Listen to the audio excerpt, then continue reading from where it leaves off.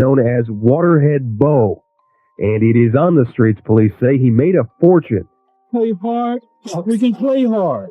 These sheriff officers play hard because they are up against some of this city's 40 to 50,000 street gang members. The police have arrested many of these people before for robbery, for selling drugs, and for murder. Damson Idris snapped in his role as Franklin Saint, delivering one of the coldest, most gripping performances on TV. Folks couldn't look away from the ambitious, sharp-minded kingpin he played in Snowfall, but even with all that power on screen, Franklin was really just a shadow of the man who inspired parts of his character. A real street heavyweight who shook Los Angeles to its core. Bo wasn't some small-time mover. It is alleged that Bennett, with Colombian-born accomplice Mario Villabona Alvarado, brought 1,000 kilograms of crack from Colombia through Mexico to LA streets every week. He was one of LA's true giants in the substance world, pulling in a reported $10 million a month at his height. His whole operation ran so deep that when the feds finally snatched him up, the streets literally felt it. A real drought hit the city, and everybody knew the man behind that seismic shift. Bo was authentic power, the kind people whispered about because they couldn't even picture his scale. Brian Bo Bennett didn't start out in California. He was born in Detroit in 1964, but before he was old enough to even understand where he was, his family packed their bags and headed straight to South Central LA. His mother, Minnie Finley, and his father, Ernest Lee Bennett, scraped together enough to buy a small spot on West Florence Avenue, smack in the middle of a neighborhood that many outsiders straight up called a battle zone. Life on Florence came with constant pressure. Sirens became background noise, and the streets stayed active with gang situations popping off around the clock. Inside the house, things didn't calm down much either. Bo was the youngest, and in many ways, the one people worried about the most. He battled severe asthma, eczema, and allergies that kept him going in and out of hospitals, which had his mother constantly hovering over him for protection. His father was the opposite. Quick-tempered, strict, and often taking that anger out on Bo's half-brothers. Those boys moved wild, always tangled in street business, drifting in and out of gang trouble while Bo watched everything from the sideline. He wasn't healthy enough or reckless enough to jump in, but he was absorbing the whole environment like a sponge, learning the streets without stepping fully into them. And the strange part about Los Angeles? It had a way of showing people both the struggle and the dream at the same time. During the 1970s, when the Los Angeles Unified School District started desegregating schools, a whole new world opened up, one that showed kids from rough neighborhoods something completely different from the chaos they were used to. Kids from the inner city were getting bussed out to the suburbs, and that's how Bo ended up riding miles away from the madness of South Central just to get to James Monroe High School in Sepulveda. Deep in the San Fernando Valley, that long daily ride became his first real glimpse of a whole different world, a world that didn't feel like it was constantly closing in on him. Out there, the streets were calm, the lawns perfectly cut, and the houses came with two-car garages like it was nothing. The air didn't carry that same edge, and the kids he met had problems so light they almost sounded unreal to him, stressing about prom outfits or bragging about what car they might get for graduation. For someone raised on Florence Avenue, that lifestyle hit him like culture shock, and it didn't just pass by. It pulled him in. A local white family, Bert and Gloria Bear Schneider, took a strong liking to him and even opened their home, letting him move in for a while. For the first time, Bo felt structure, comfort, and a taste of what people loved calling the American dream. That experience sparked something deep in him. He didn't just want to stay alive anymore. He wanted to rise up and actually win. But dreaming and getting there were two separate battles. When he graduated in 1982, reality smacked him hard. His GPA sat at a rough 1.26, last in his class. Then his father passed away, dropping even more responsibility onto his shoulders. His older brother tried to help with house painting jobs, but the money disappeared into liquor and partying, leaving nothing solid behind. Now barely 20, Bo suddenly became the one folks expected to hold things together, even though all he had waiting on him were bills, stress, and pressure from every direction. He tried to do things the straight way.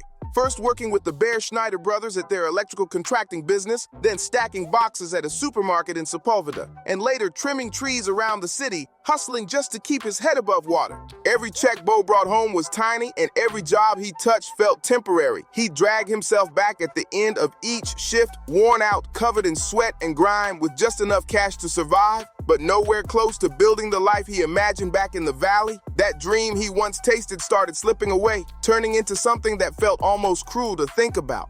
Then in 1983, his luck flipped, but not in the clean, picture-perfect way people usually mean it. His opportunity didn't come from a college letter or some business plan.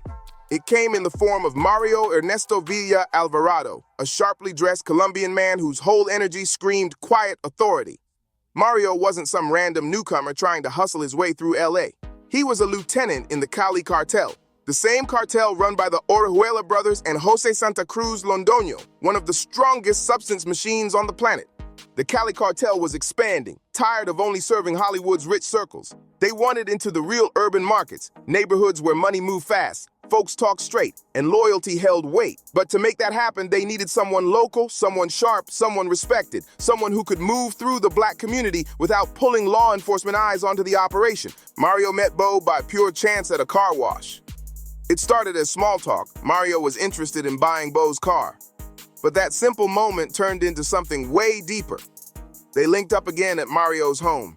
And slowly, that casual connection turned into a business conversation that would flip Bo's entire life upside down. I've been doing this for 25 years, and that's the largest seizure of drugs I've ever seen in my life, and it gave me really cold chills when I walked in and looked at it, and the magnitude of it has really not sunk into me yet.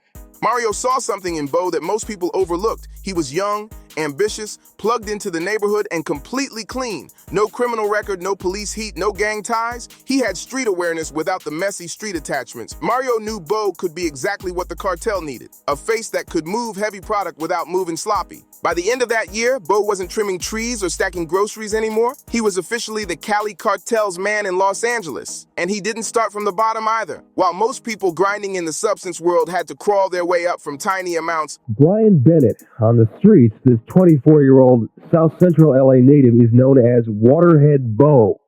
And it is on the streets, police say. He made a fortune. Bo jumped straight into moving kilos, real bricks, multiple at a time. The cash came quick, and his neighborhood ties turned into a ready-made distribution network that skyrocketed his rise. Within just 2 years, everything Bo touched turned massive. By 1985, he and Mario had built one of the cleanest, smoothest substance pipelines in the entire country. A machine that barely slowed down. The empire that he made illegitimately and that he built illegitimately, just think of what he could have done legitimately. Mario sold him kilos for around $9,000 to $11,000, and Bo flipped them for about $13,000 each, stacking profits like nothing the streets had seen before. Together, they were pushing a full metric ton into Los Angeles every single week, flooding the city so hard that coke prices shifted nationwide because of their operation. By this point, Bo wasn't just another hustler. He was a street CEO, running things with the kind of precision people only saw in big corporations. Between 1985 and 1987,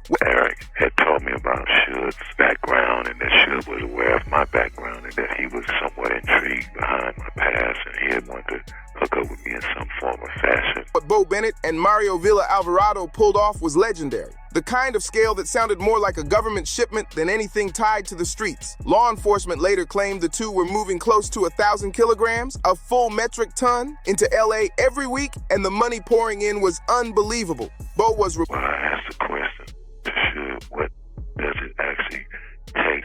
He told me that we could be 50-50 partners for about $1.5 million. Reportedly clearing close to $10 million a week, sometimes more, turning him from a young man working paycheck jobs into someone making Fortune 500 level money before he even hit 25. To achieve the massive task of getting me out of prison, it took not just money but power and the proper timing.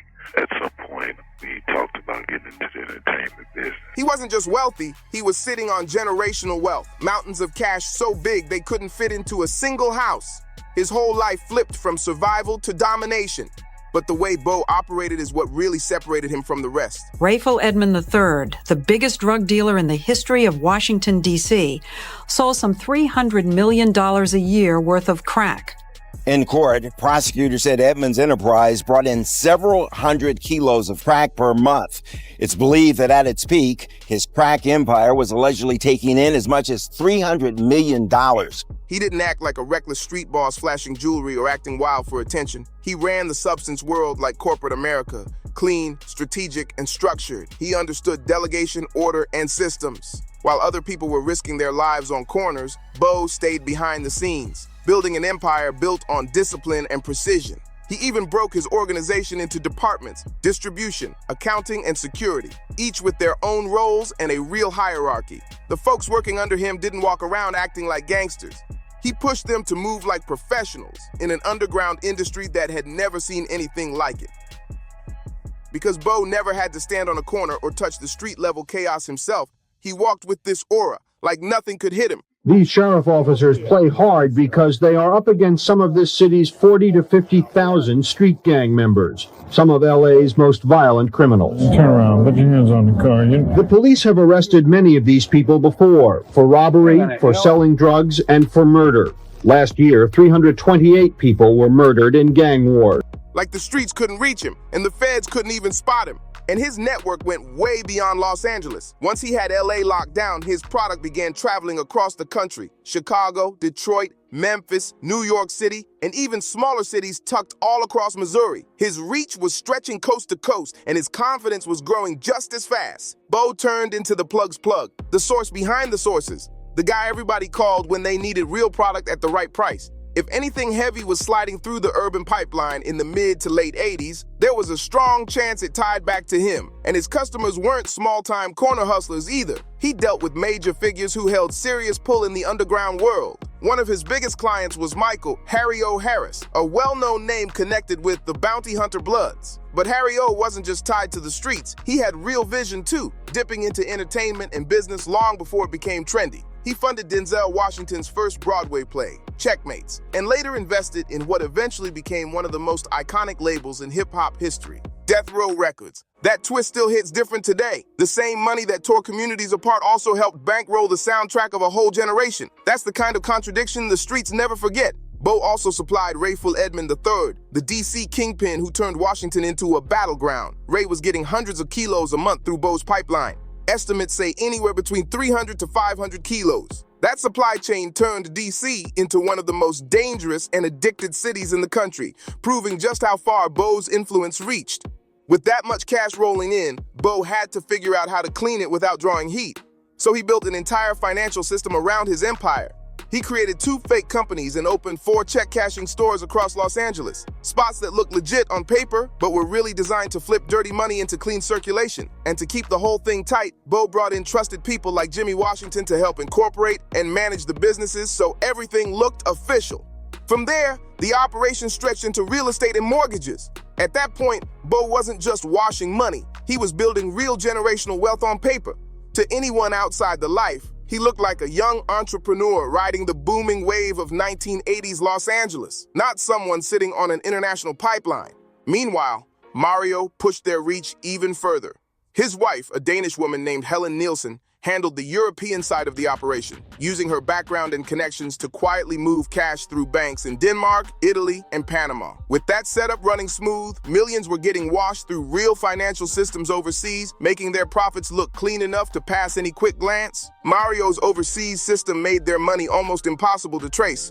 But while Bo was building his empire bigger and cleaner, South Central was falling apart around him. The streets were turning into straight chaos. Gang wars, addiction, gun violence, everything erupting at once as the flood of crack tore through the community. And even though Bo carried himself with that business-style calm, he couldn't pretend he didn't see how dangerous things were becoming. He started protecting the people he cared about. He paid off his mother's mortgage on the Florence Avenue house and moved her out to Northridge, far away from the tension that was swallowing the old neighborhood. He looked out for his siblings too, grabbing condos for his brothers and hooking up his sister Carmen with her own spot, plus a nail salon to help her build something real for herself. But his mother wasn't just watching from the sidelines, she was mixed in. Law enforcement would later note that she carried bags of cash to his check-cashing stores, helping keep the machine running. By the late 80s, Bo was living like he had his own kingdom. Rolls Royces, Benzes, diamond watches, all the flashy luxury that had him looking like he walked straight off a movie set. His main home was a penthouse on Wilshire Boulevard, a whole different universe from the cracked sidewalks of South Central. The building manager would see him walking in and out with duffel bags stuffed with cash, dressed sharp but laid back, like someone who never felt pressure. But even with all that shine, Bo never felt truly safe.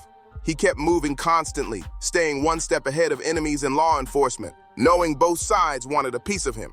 Rival dealers watched his rise and wanted his position, and the feds were slowly stitching together the pieces of his growing empire. For all his structure and discipline, his operation had gotten too big, too loud, too far-reaching to stay hidden. By 1987, Bo wasn't just a name whispered around South Central anymore.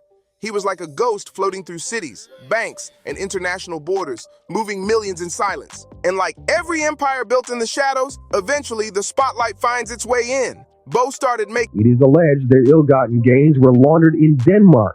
It is there that local authorities, through wiretaps, blew the whistle on the organization. Making bold moves, big, flashy decisions that even he couldn't smooth over with money or charm. One of those moves was buying a $500,000 mansion in Tempe, Arizona, a full estate with sports courts, pools, and luxury stacked everywhere. The kind of setup no 24-year-old should have had unless they were signing NBA contracts. Bo was living like a full-blown celebrity by this point, but that Tempe mansion became a giant neon sign to law enforcement. A house like that screamed money, way more money than any legal job could ever explain. And once that place hit their radar, the feds locked all eyes on him. The DEA and FBI started hovering, watching his every move, waiting for the slip-up they knew would come. It didn't take long. Near LAX, agents spotted Bo dragging multiple suitcases stuffed with cash out of a hotel and loading them into a brand new BMW. One of his people jumped in the driver's seat and pulled off, but he didn't get far. 10 days ago, federal officials seized 700 pounds of cash, nearly $6 million being transported by associates of Bennett. He stopped the car within minutes. Inside, nearly $300,000 in cash sitting right in the trunk. That was the moment the feds knew they were circling something massive, but they didn't rush it. They didn't just want Bo, they wanted the entire machine. They watched, tracked movements, mapped out cash drop-offs, and slowly the picture sharpened. Even Bo's own mother, Minnie Finley, ended up becoming part of their evidence without realizing it. Agents observed her hauling heavy bags of money into his check cashing spots, proving the operation was way bigger than street-level hustling. But the real crack in the armor came from overseas. Mario Villa's wife, Helen Nielsen, was supposed to be the perfect cover, a Danish woman with clean access to European banks. But those same international channels they used to wash millions ended up putting a spotlight. Bennett was arrested November the 19th at his Tempe, Arizona home.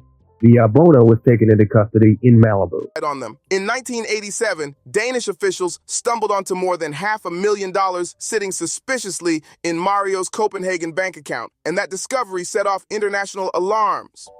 When Mario, Bo, and Helen flew to Denmark that December, they had no idea investigators were already waiting on them. The moment they checked into the Sia Hotel, Danish authorities moved fast. They installed wiretaps in their rooms and started recording everything, and over the next few days, Bo and Mario talked freely, thinking they were safe behind closed doors. The recordings were explosive. They discussed their whole operation using coded terms like birds and chickens for kilos, broke down millions owed to the Cali cartel, and even mapped out their next huge shipment right there in those bugged rooms. Once they left for Milan, Italian police picked up the torch, wiretapping the hotel phones and capturing even more incriminating conversations that tied the whole empire together. From that moment forward, their downfall was basically on a timer. The feds had it all. The cash trails, the international banking smoke, the wiretaps, everything they needed to bring the hammer down. But the final blow came from something so simple it almost didn't feel real. On November 6, 1988, two of Bo's guys were driving through Missouri with a heavy load when a state trooper clocked them doing 68 in a 55. Just a small speeding ticket, nothing major. But once they got pulled over, the situation flipped from routine to historic in minutes. Officers searched the car and discovered 1,100 pounds of product, worth around $14 million, sitting right in the vehicle. But that wasn't the detail that truly destroyed Bo. What sealed his fate was the technology riding in that car, a cellular phone, rare for the time. And inside its memory was Bo's personal Arizona number. That was the smoking gun the feds had been waiting for, a direct connection between him and one of the largest substance seizures in U.S. history. Once that number hit the evidence list, everything collapsed fast. Federal agencies swept in and seized anything tied to his name. Accounts got frozen, stash houses got raided, and assets worth over $45 million were snatched up in days. Then things got even worse. In Detroit, agents caught another one of Bo's crews, moving $5.4 million in cash, with 700 pounds of it packed tight in duffel bags like they were storing gold bars. His entire empire started falling apart piece by piece right in front of him. Bo Bennett, only 24 years old, was arrested at his luxury mansion in Tempe, while Mario Villa Alvarado was grabbed at the same time at his Malibu home. Two men who had quietly moved literal tons across the United States were now being pulled out of million-dollar properties in handcuffs, their run officially over. Their trial quickly became one of the biggest substance cases of the entire decade. And to add even more history to the moment, both men were represented by David Kenner, the same sharp defense attorney who would later help Suge Knight build Death Row Records, a label ironically funded with money that originally came out of Bo's world. In November 1990, the verdict finally dropped. Brian Bennett and Mario Vona were found guilty of substance king activity and money laundering, and Judge William J. Rhea hit them with the newly created federal kingpin statute, handing both men life sentences with no chance of parole. When Bo and Mario got taken down, Los Angeles felt the shock instantly. For 3 straight months, the entire supply chain dried up. No product, no movement, nothing. Dealers were scrambling, addicts were desperate, and the whole LA substance economy froze like someone flipped a switch. To this day, street historians still refer to it as the drought, the moment when the weight vanished overnight and the city felt the silence like a punch. But Bo's legacy wasn't just the chaos he left behind. It was the blueprint he created. Before him, the game was scattered. The Colombians ran their own system, and American street crews ran theirs. Bo was the first to merge those two worlds in a real, structured way. He proved the cartels didn't need to operate from a distance. They could tap directly into the American street pipeline through someone who understood both sides. His partnership with Mario Villa became the first clear bridge between the Cali cartel and the gang networks that ran U.S. cities. That connection changed everything, and it's no surprise that TV shows and movies eventually use pieces of his life as inspiration. In Snowfall, Franklin and Bo shared traits: young, hungry, strategic, building empires with a corporate mindset. But that's where the similarities stopped. Franklin's journey was made for TV. Redemption arcs, dramatic twists, emotional endings. His story got to walk away free in fiction. But Bo? He faced the full force of the justice system, no soft landings, no scripted miracles. He spent more than 2 decades behind bars, living the slow, grinding reality of prison while watching the world he once controlled move forward without him. But time changes people in ways the streets never can. After serving around 25 years, both Bo and Mario were eventually released. And today, Bo lives quietly, far away from the flash and intensity that once defined his life. Folks who've met him say he spends his time mentoring young people and warning them about the illusions of fast money and the hidden traps waiting in the streets. What do you think about Bo's rise and downfall? Drop a comment, hit like, subscribe, share this story, and I'll see you on the next one.